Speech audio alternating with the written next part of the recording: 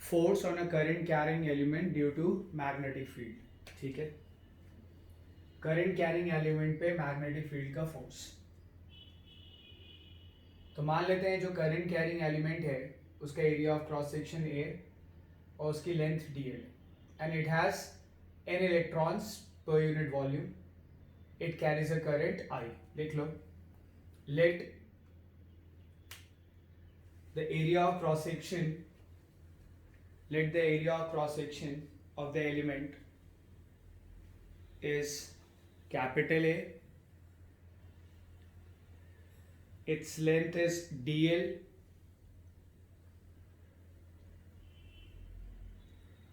It has number of electrons per unit volume n.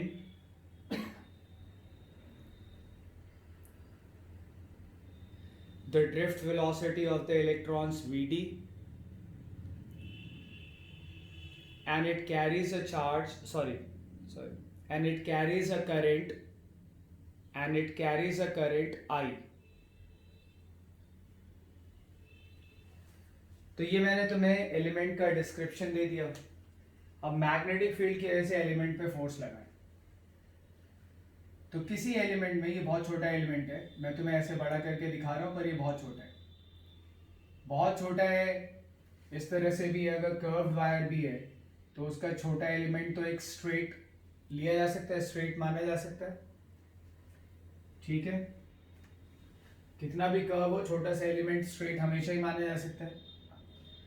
अच्छा, इसमें current जा रहा है, मूव कर रहा है इसमें करंट.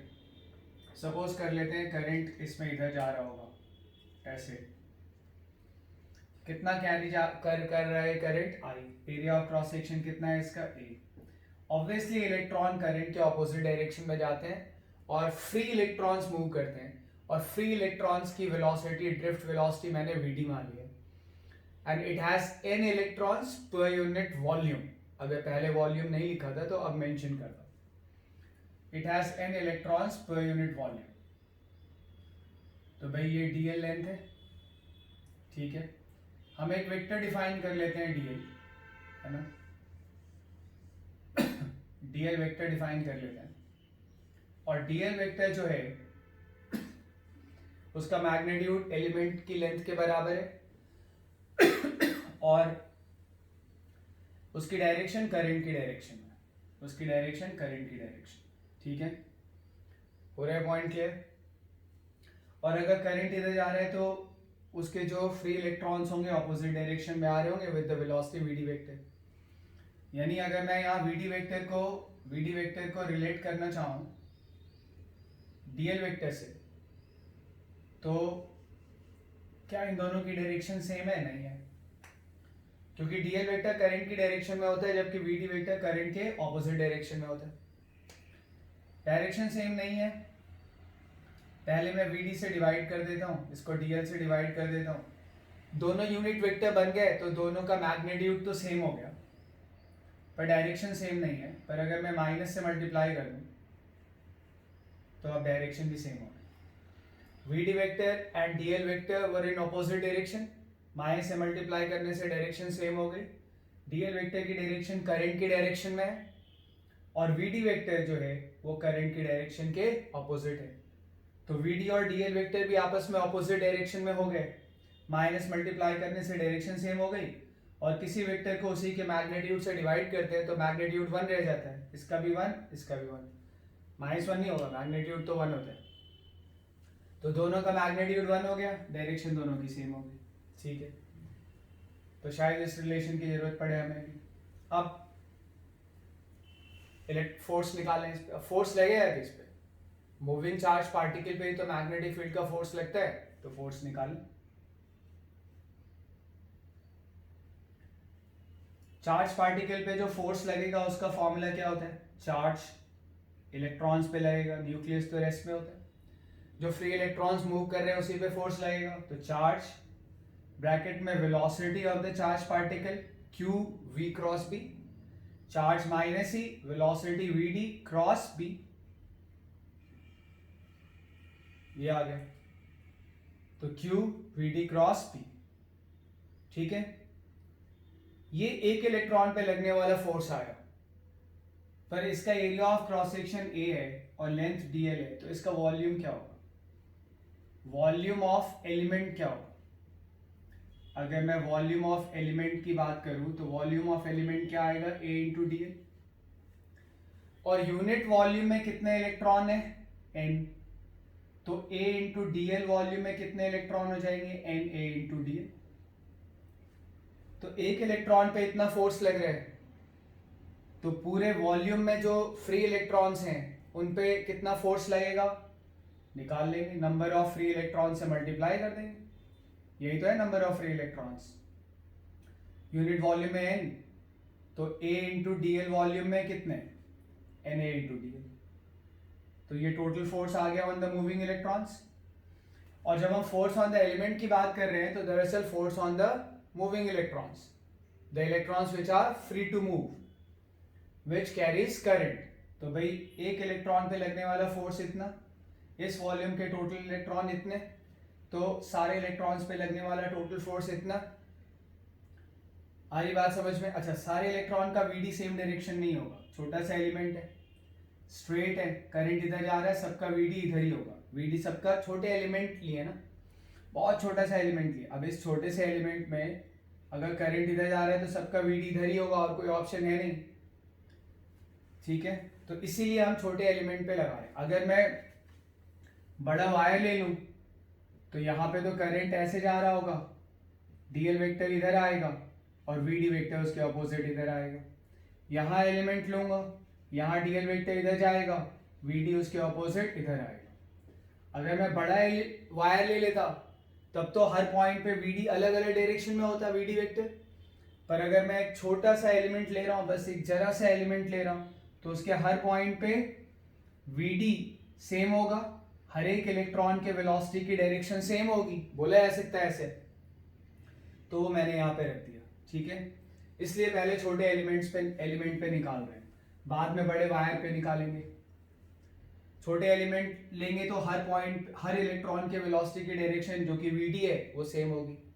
बड़ा एलिमेंट ले लेंगे तो डिफरेंट जगह पे जो इलेक्ट्रॉन होंगे उनकी जो ड्रिफ्ट वेलोसिटी है उसकी डायरेक्शन अलग होगी। तो ये आ गया हमारे पास, ये समझ आ रहा है? मैं जरा एक पॉइंट को फिर से एक्सप्लेन करूं। जैसे ये कर्व्ड वायर, यहाँ पे डीएल किधर होता है? करंट की डायरेक्शन में मान लेते हैं करंट ऐसे जा रहा है, डीएल करंट की डायरेक्शन में होता है और टेंजेंट टू द वायर होता है, ठीक है? तो अगर डीएल इधर है तो वीडी डीएल के ठीक ऑपोजिट यानी इधर आएगा, क्योंकि डीएल तो करंट की डायरेक्शन में होता है। यहाँ पे एलिमेंट लोगे तो करंट इधर जा रहा है, डीएल वेक्टर इधर आएगा tangent to the wire and in the direction of current. यहाँ पे वीडी ऑपोजिट आएगा या नहीं आएगा? आएगा। तो अलग अलग जगह पे वीडी वेक्टर की डायरेक्शन अलग अलग हो गई, तो इकट्ठा तुम कैसे फोर्स निकाल सकते थे? पर अगर एक छोटा सा एलिमेंट लोगे तो उस एलिमेंट के जितने भी इलेक्ट्रॉन होंगे सबका वीडी वेक्टर सेम डायरेक्शन में होगा। तो उस एलिमेंट पे जितने भी इलेक्ट्रॉन है, अगर उन पे टोटल फोर्स निकालना है तो एक पे निकालो और ऐड कर दो, सिंपल। सबका वीडी वेक्टर सेम डायरेक्शन में, एक पे निकाला और जितने इलेक्ट्रॉन हैं उस वॉल्यूम में उनके नंबर ऑफ इलेक्ट्रॉन से मल्टीप्लाई कर दिया। तो डीएफ वेक्टर बराबर ये क्या है? Minus E V D cross V, ठीक है? अब तुम यहां पे देखो, minus E V D vector की वैल्यू रख दो यहां से, क्या आएगा? DL vector upon DL into V D cross B into N into area of cross section into DL. अब क्लियरली डीएल से डीएल कैंसिल हो रहा है ना? और माइनस से माइनस क्या हो जाएगा? प्लस हो जाएगा। और माइनस से माइनस अगर प्लस हो जाएगा तो डीएफ वेक्टर क्या आएगा? DF vector is equal to N A सब उधर ले जाए, ये वीडी एक स्केलर क्वांटिटी रह गया। वीडी वेक्टर था पर वीडी तो स्केलर है, वीडी वेक्टर वेक्टर है, वीडी स्केलर है, ठीक है? उस पर वेक्टर का साइन नहीं है, उसको बाहर ले लो।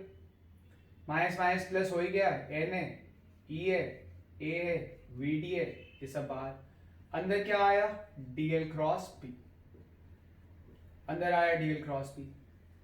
तो इस करंट एलिमेंट पे लगने वाला जो फोर्स है डीएफ वेक्टर, वो क्या आ गया, NEAVD होता है current in the conductor, I into DL cross B।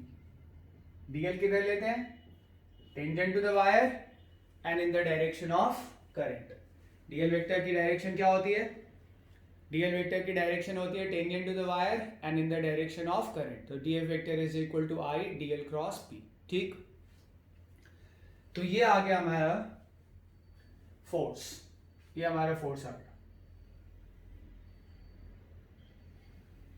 Current carrying element पे लगने वाला फोर्स। ठीक है, अगर कोई स्ट्रेट वायर हो, अगर कोई स्ट्रेट वायर हो और स्ट्रेट वायर पे मुझे फोर्स निकालना है, ठीक है, ऐसे करंट कैरी कर रहा है, स्ट्रेट वायर की कुछ लेंथ है, मान लो वायर सेगमेंट है, कनेक्शंस होंगे, ऐसे हवा में तो करंट जाएगा नहीं, मान लेते हैं इसकी लेंथ L है, सपोज कर लेते हैं इसकी लेंथ L है, करंट ऐसे जा रहा है, तो इस स्ट्रेट वायर पे फोर्स निकालना है, तो इसके एक छोटा, इससे इस पे एक छोटा सा एलिमेंट लोगे तुम। अब इस पे अगर एक छोटा सा एलिमेंट लोगे, उस पे फोर्स लिखोगे, यही फॉर्मूला होगा फोर्स का। ठीक है, क्या आएगा, इस पे जो फोर्स का फॉर्मूला है, इससे DF वेक्टर लिख ले जरा, क्या आएगा, I integration of DL cross B। ठीक है, क्रॉस प्रोडक्ट में हम ऑर्डर नहीं चेंज कर सकते हैं, ये तो पता ही होगा तुम्हें। अब मुझे net force on straight wire निकालना है, net force on straight wire due to uniform magnetic field. तो फोर्स ऑन स्ट्रेट वायर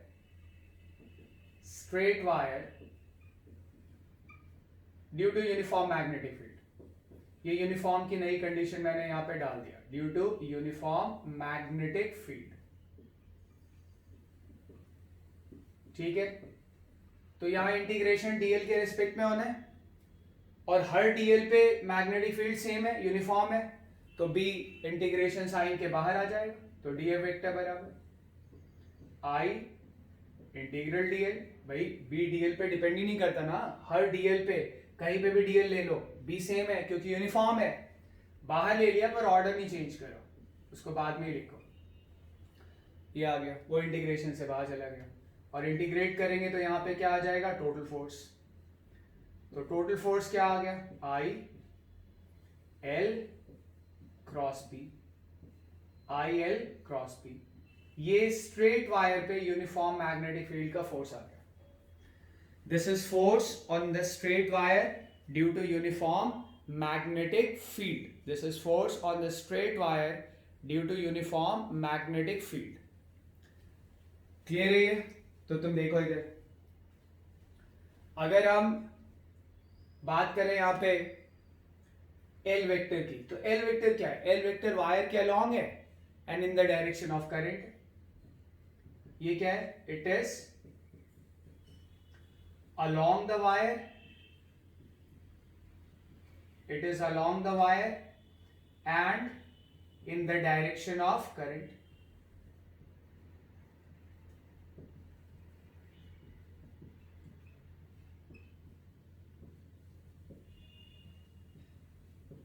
ठीक है, it is along the wire and in the direction of current। तो ये L वेक्टर आ गया। ठीक है, हम L वेक्टर को ऐसे ही याद रखेंगे। तो किसी स्ट्रेट वायर पे यूनिफॉर्म मैग्नेटिक फील्ड की वजह से लगने वाला force I L cross B हो जाएगा।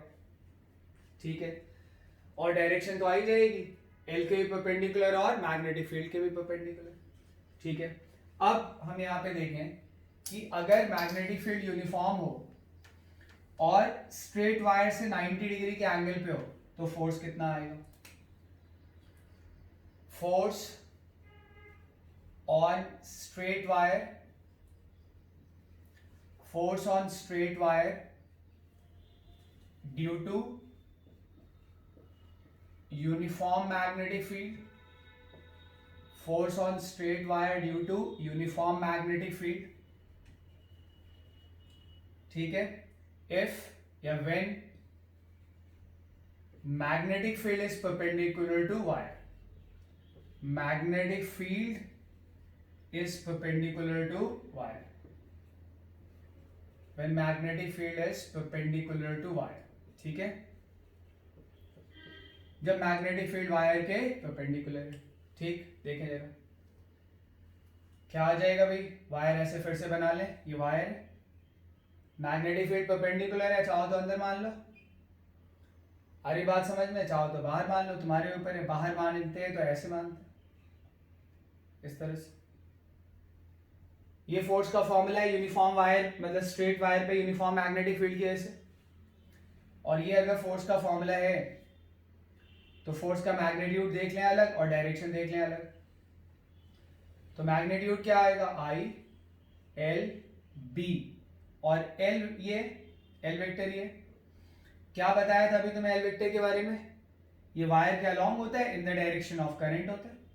तो ये एल वेक्टर आ गया।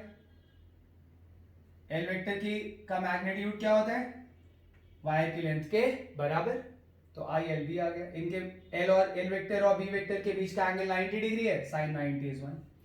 तो ये सीधा सा एक फॉर्मूला जो बहुत बार आता रहता है, इसलिए इसको अलग से बता दिया। स्ट्रेट वायर पे यूनिफॉर्म मैग्नेटिक फील्ड की वजह से फोर्स आई एल बी होगा अगर मैग्नेटिक फील्ड वायर के परपेंडिकुलर है, और करंट ऊपर है, मैग्नेटिक फील्ड बाहर है, तो क्या फॉर्मूला देखो, L cross P. L cross P, सारे फिंगर एल वेक्टर की तरफ, एल वेक्टर की तरफ मतलब करंट की डायरेक्शन में। करंट भले वेक्टर नहीं होता पर डायरेक्शन तो होती है। करंट वेक्टर क्यों नहीं होता, क्योंकि वो वेक्टर लॉ ऑफ एडिशन को फॉलो नहीं करता। तो ये आ गया, करंट ऊपर, पाम मेरा मैग्नेटिक फील्ड की तरफ है, घुमाया थंब इधर। तो फोर्स तो हमें पता ही था कि वायर के परपेंडिकुलर आना है। हमें ये भी पता था कि फोर्स जो है वो मैग्नेटिक फील्ड के ही परपेंडिकुलर आना है। तो वायर अगर वाई एक्सिस के अलोंग है, फोर्स अगर जेड एक्सिस के अलोंग, सॉरी मैग्नेटिक फील्ड अगर जेड एक्सिस के अलोंग है, तो फोर्स किसके अलोंग आ गया, एक्स एक्सिस के अलोंग। तो ये स्ट्रेट वायर वाला केस बार बार आता रहता है, ठीक है, इसलिए मैंने उसको अलग से बता दिया। ठीक है, अब हम जरा देखें कि यूनिफॉर्म मैग्नेटिक फील्ड का कर्व्ड प्लेनर वायर पे क्या फोर्स लगेगा। यूनिफॉर्म मैग्नेटिक फील्ड का कर्व्ड प्लेनर वायर पे क्या फोर्स लगेगा। ठीक है, force on curved planar wire in a plane है, curved planar wire due to uniform magnetic field.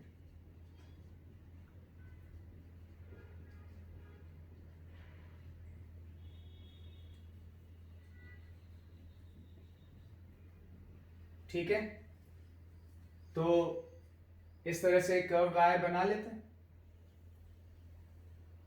ये बना लिया, मान लेते हैं करंट ऐसे जा रहा है, इसका एक एंड पी पे है और एक एंड क्यू पे है, और current is flowing from P to Q. Current is flowing from P to Q, current I carry कर रही है। तो पहले एक छोटा सा एलिमेंट लेंगे, उस पर फोर्स निकालेंगे, डीएल वेक्टर। क्या आता है उस एलिमेंट पे फोर्स, उस एलिमेंट पे फोर्स होता है डीएफ वेक्टर बराबर I DL vector cross B, cross product, order change नहीं करेंगे। टोटल फोर्स निकालना है, वेक्टर सम कर दो, वेक्टर इंटीग्रल कर दो, क्या आएगा, आई तो बाहर है ही, इंटीग्रल डीएल, और बी भी बाहर चला जाएगा। बी क्यों बाहर चला जाएगा, क्योंकि मैग्नेटिक फील्ड यूनिफॉर्म है और इंटीग्रेशन डीएल के रिस्पेक्ट में होना है, और हर डीएल पे मैग्नेटिक फील्ड की वैल्यू सेम है, both in magnitude and direction. तो भाई मैंने मैग्नेटिक फील्ड को किधर ले लिया, बाहर ले लिया। क्या आया ये, एफ बराबर इंटीग्रल डीएल वेक्टर। अब इंटीग्रल डीएल वेक्टर क्या है, देखो हर डीएल को तुम ऐड करो, ये डीएल आया, फिर ये डीएल आएगा, है ना, फिर इस डीएल को, ऐसे ही सारे डीएल को तुम ऐड करो। जब सारे डीएल को ऐड करोगे तो ये डीएल वेक्टर जो है छोटे छोटे डिस्प्लेसमेंट की तरह है या नहीं है, ये डीएल वेक्टर छोटे छोटे डिस्प्लेसमेंट की तरह है या नहीं है। और अगर ये डीएल वेक्टर छोटे छोटे डिस्प्लेसमेंट्स की तरह है, अगर ये डीएल वेक्टर छोटे छोटे डिस्प्लेसमेंट्स की तरह है, ठीक है, तो हम ये कह सकते हैं कि हमें इंटीग्रेशन करना होगा from P to Q, integration P से क्यू तक करना होगा।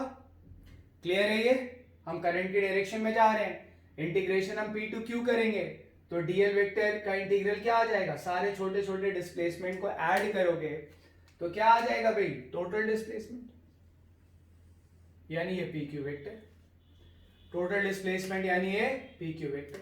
तो क्या आ गया भाई, फोर्स, फोर्स क्या आ गया, फोर्स आ गया, फोर्स वेक्टर आ गया I P Q vector cross B vector, I P Q vector cross B vector, जहां पी और क्यू वायर के दो एंड्स हैं, जहां पी और क्यू वायर के दो एंड्स हैं, and current is flowing from P to Q, where P and लिखो where P and Q are two ends of the curve wire and current is flowing from P to Q, तब हम लिखेंगे P Q vector. अगर current Q से P आ रहा होता तो हम लिखते Q P vector, and current is flowing from P to Q. ये आ गया। अब जब ये हमारे पास आ गया तो हम इससे एक इंपॉर्टेंट कंक्लूजन ड्रॉ कर लें। वो इंपॉर्टेंट कंक्लूजन है कि magnetic field on close circular loop, close loop, circular जरूरी नहीं है, magnetic field on a closed loop due to uniform magnetic field on a closed loop, नहीं, force on a closed loop,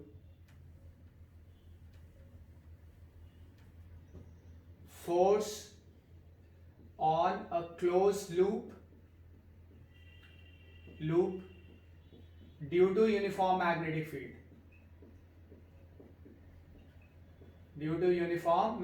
field, तो भाई close loop में और इसमें क्या फर्क है, इसका एक एंड पॉइंट यहां, एक एंड पॉइंट यहां है। लूप अगर क्लोज करोगे,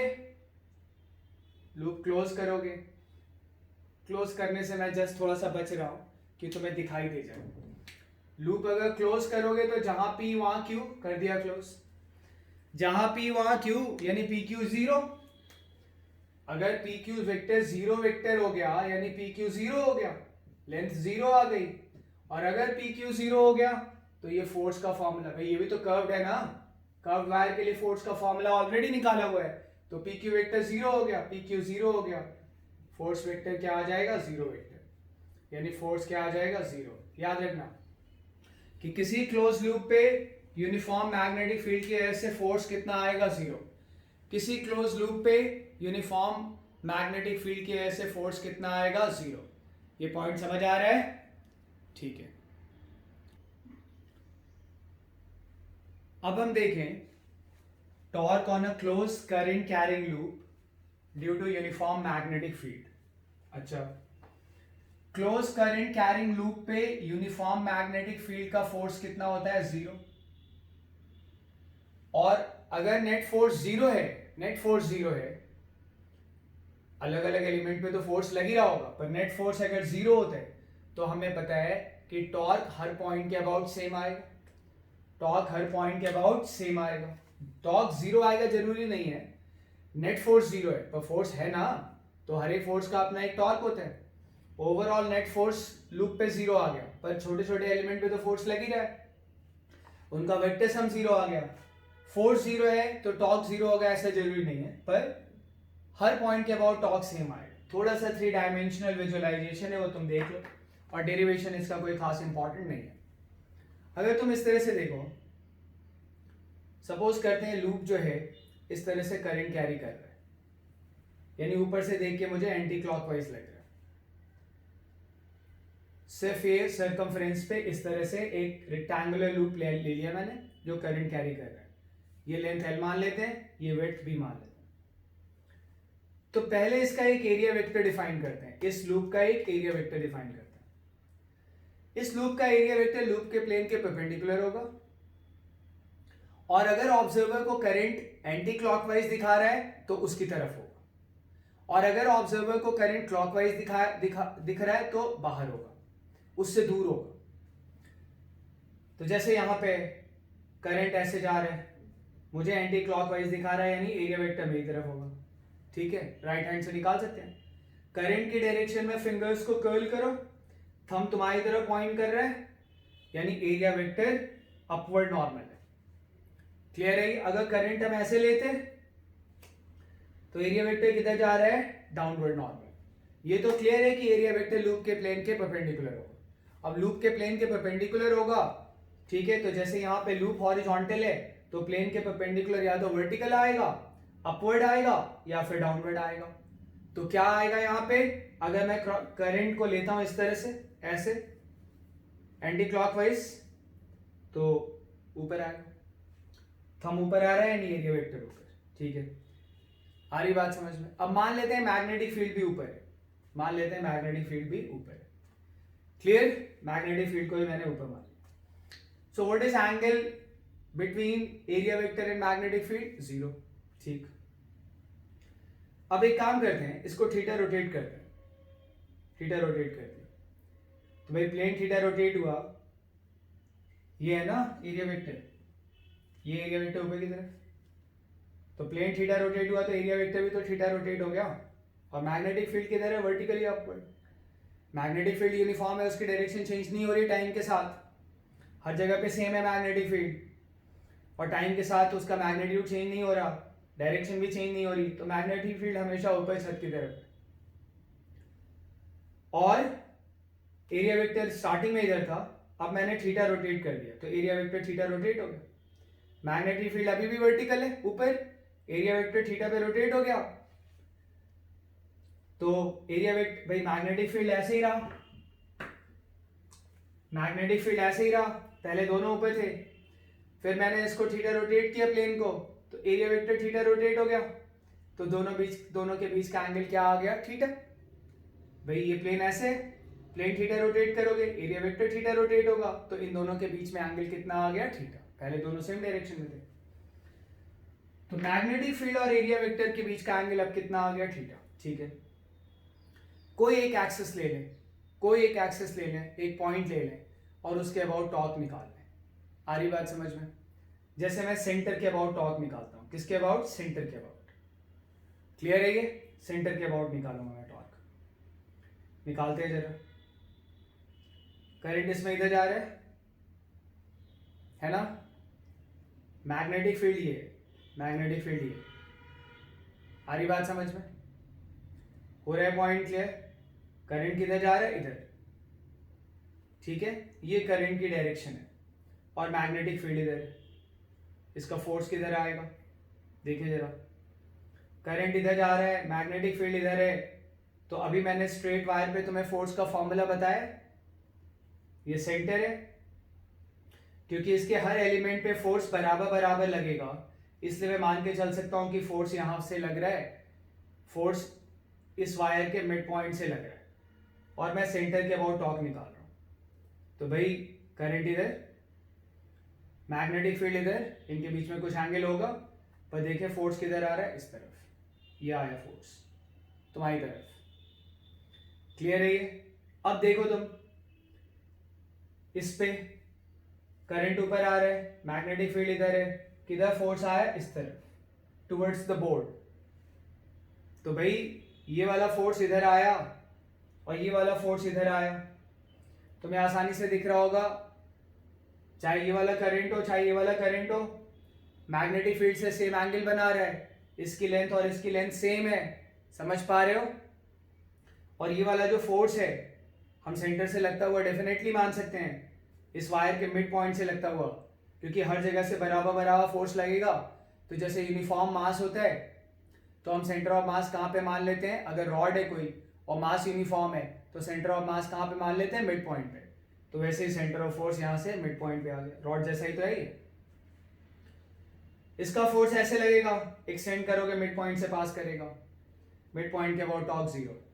इसका फोर्स इधर लगेगा, एक्सटेंड करोगे वो भी मिड पॉइंट से पास करेगा, मिड पॉइंट के अबाउट टॉर्क 0। क्लियर? अब ये वाला बचा, ये वाला मैग्नेटिक फील्ड ऊपर है, ये करंट ऐसे जा रहा है, ऐसे हॉरिजॉन्टल जा रहा है, देखना ये, इसको मैं इस मार्कर से रिप्लेस करूंगा जिससे कि तुम्हें एंगल निकालने में कंफ्यूजन ना हो। क्या ये मार्कर इस करंट की डायरेक्शन को इंडिकेट कर रहा है? बिल्कुल कर रहा है, ये मार्कर है इधर है, देख लो। मार्कर करंट की डायरेक्शन को इंडिकेट कर रहा है? बिल्कुल कर रहा है। करंट इसी एज के अलोंग तो जा रहा है, मार्कर करंट की डायरेक्शन को दिखा रहा है, तो ये मार्कर आ गया। ये करंट की डायरेक्शन हो गई, मैग्नेटिक फील्ड ऊपर छत की तरफ है, दोनों के बीच का एंगल क्या आया? 90। अच्छा, करंट इधर, करंट की डायरेक्शन में एल वेक्टर होता है, अभी बताया था स्ट्रेट वायर पे, और ये मैग्नेटिक फील्ड, तो L vector cross B vector, force किधर आ रहा है? हॉरिजॉन्टल, मुझसे दूर, हॉरिजॉन्टल मुझसे दूर, समझ आया? किधर आ रहा है? हॉरिजॉन्टल मुझसे दूर। पॉइंट क्लियर है?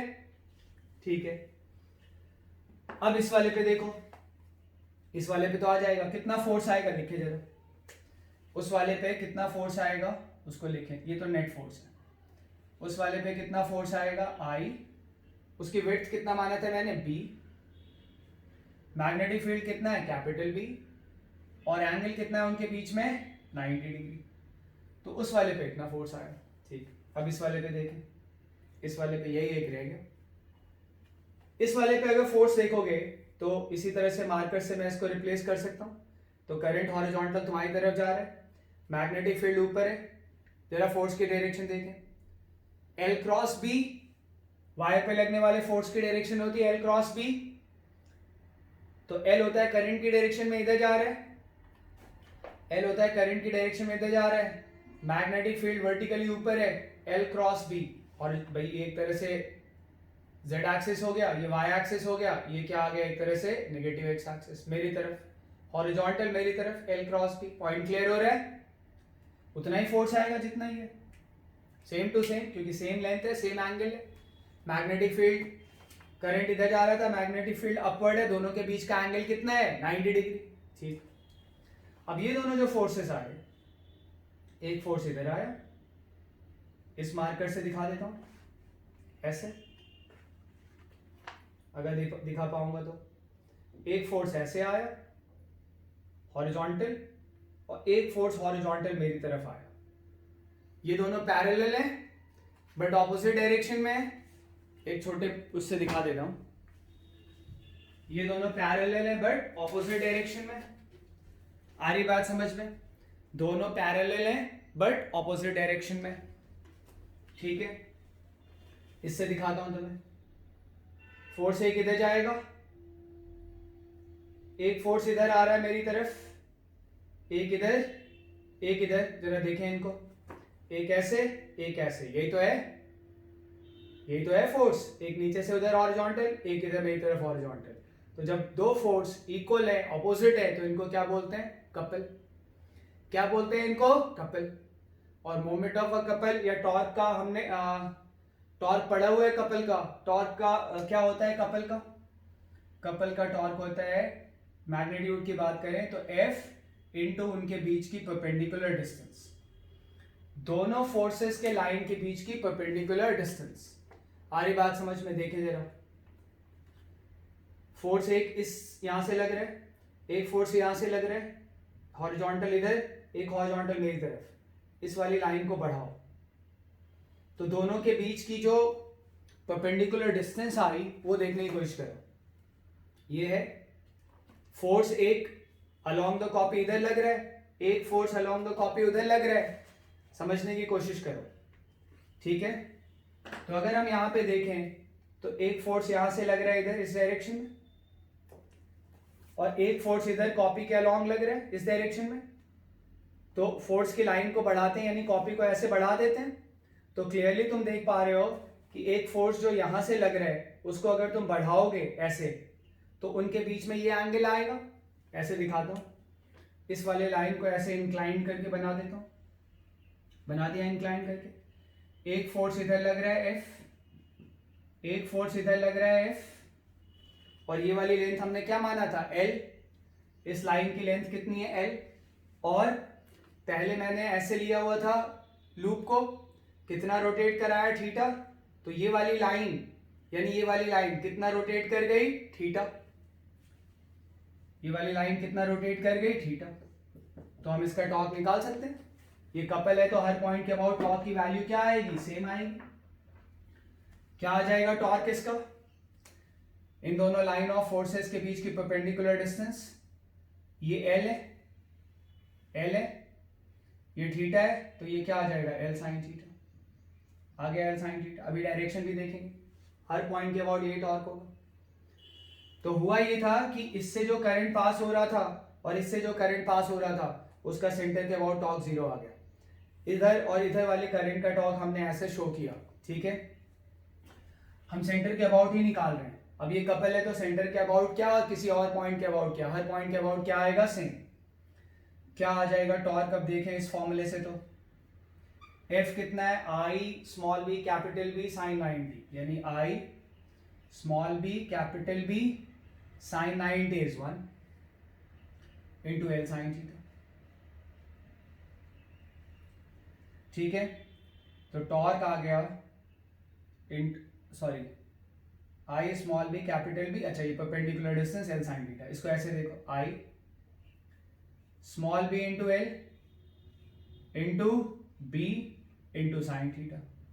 अब देखो साइन थीटा प्रेजेंट है और दो वेक्टर प्रेजेंट है, बी इंटू एल दरअसल एरिया है, तो I area into B sine theta, I area into B sine theta, ये आ गया I into area into B sine theta. समझ पा रहे हो? अब तुम देखो इधर,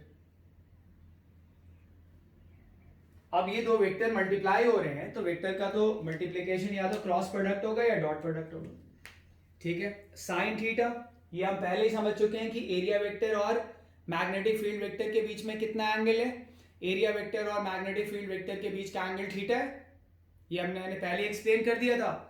तो ए और बी वेक्टर के बीच का एंगल अगर थीटा है और ए भी साइन थीटा आ रहा है तो हमें पता है कि ये क्रॉस प्रोडक्ट होगा। बस ये थोड़ा देखना है कि ए पहले आएगा या बाद में। मैं बता रहा हूं ए पहले आएगा और अभी तुम्हें समझा रहा हूं कैसे। तो ये आ गया torque is equal to I A vector cross B vector. देख ले जरा टॉर्क, ठीक है। तो यहां से ये फोर्स इधर जा रहा था, सेंटर ये आर वेक्टर ऐसे नीचे की तरफ जाएगा, फोर्स इधर हॉरिजॉन्टल जा रहा था, तो आर क्रॉस एफ इधर आए, टॉर्क की डायरेक्शन इधर तुम्हारी तरफ आई, क्लियर है, याद रखना। अच्छा इसका देखें, इस पे फोर्स मेरी तरफ था, इस पे फोर्स मेरी तरफ था, हो रहा है क्लियर। और सेंटर के अबाउट निकालेंगे तो जो आर वेक्टर है वो ऐसे ऊपर आ रहा है, इंक्लाइन में ऊपर आ रहा है, फोर्स मेरी तरफ आ रहा है, तो आर वेक्टर ऊपर ऐसे इंक्लाइन, यहां से मिलाओ इस पॉइंट को इधर, और फोर्स हॉरिजॉन्टल नीचे, तो आर क्रॉस एफ थंब किधर आया इधर। ऑब्वियसली कपल में दोनों ही फोर्स का जो टॉर्क होता है सेम डायरेक्शन में होता है, तो टॉर्क की डायरेक्शन इधर तुम्हारी तरफ आई, क्लियर है, ठीक है। बी किधर है, ऊपर, एरिया किधर है, इस तरफ। अब ए क्रॉस बी होगा या बी क्रॉस ए होगा, देखें जरा, बी इधर ए इधर, बी क्रॉस ए, टॉर्क इधर आ गया। बी क्रॉस ए अगर करेंगे तो बी क्रॉस ए की डायरेक्शन तो इधर आ जाएगी, है ना, जबकि टॉर्क इधर लग रहा है। और ए क्रॉस बी करें तो एरिया वेक्टर इधर है, ये एरिया वेक्टर आया समझ में, और ये क्या है, मैग्नेटिक फील्ड वेक्टर। तो देख लो जरा, एरिया वेक्टर इधर है, मैग्नेटिक फील्ड वेक्टर इधर है। अगर हम ए क्रॉस बी करें, थंब इधर तुम्हारी तरफ आ रहा है, यानी टॉर्क की डायरेक्शन वही है जो ए क्रॉस बी की है, इसलिए torque is equal to I into A vector cross B vector. ये है torque on a close current carrying loop due to uniform magnetic field. समझ आया पॉइंट? और ये इंपॉर्टेंट फॉर्मूला है। इसमें क्या होता है कि अगर एक लूप है तो ये आ जाएगा, पर ऐसे मान लो ये कॉपी लेके मैं इसी पे एक लूप वायर का, फिर एक और वायर इसी कॉपी पे, फिर एक और वायर इसी कॉपी पे, ऐसे करके अगर मैं बहुत सारे लूप बना दूंगा, n लूप्स हो जाएंगे। तो for n loops, n identical loops,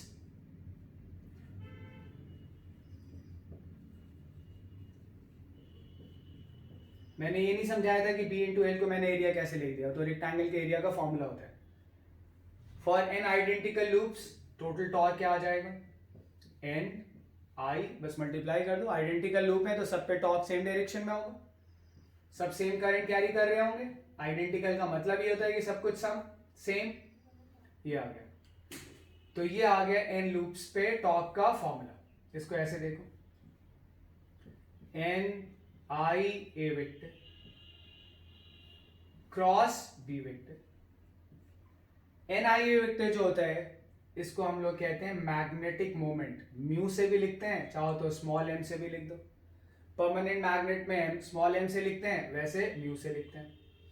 तो स्मॉल एम क्रॉस बी, ये फॉर्मूला होता है टॉर्क का ऑन एन आइडेंटिकल लूप्स। जहां एम जो है वो क्या है पहले देख लो, एम या म्यू कुछ भी बोल सकते हैं इसको। तो एम इज अ वेक्टर, और एम है क्या, एन आई ए वेक्टर। जहां पे एन नंबर ऑफ लूप्स हैं और आई करंट जो उनमें फ्लो हो रहा है, सर्कुलेट हो रहा है, और ए वेक्टर क्या है उसका, एरिया वेक्टर। ठीक है, और अगर एक लूप है for one loop, obviously for one loop क्या हो जाएगा, for one loop n is equal to 1 रख देंगे, और मैग्नेटिक मोमेंट जो है वो क्या आ जाएगा, आई इंटू ए वेक्टर। क्या आ जाएगा, आई इंटू ए वेक्टर। ये आ जाएगा मैग्नेटिक मोमेंट। तो ये मैग्नेटिक मोमेंट एक इंपॉर्टेंट क्वांटिटी होती है, जैसे डाइपोल मोमेंट होता है ना, एग्जैक्टली उसी की एनालॉजी है ये। जो चार्जेस के केस में डाइपोल मोमेंट का होता है, वही यहां पे करंट कैरिंग लूप के केस में मैग्नेटिक मोमेंट है।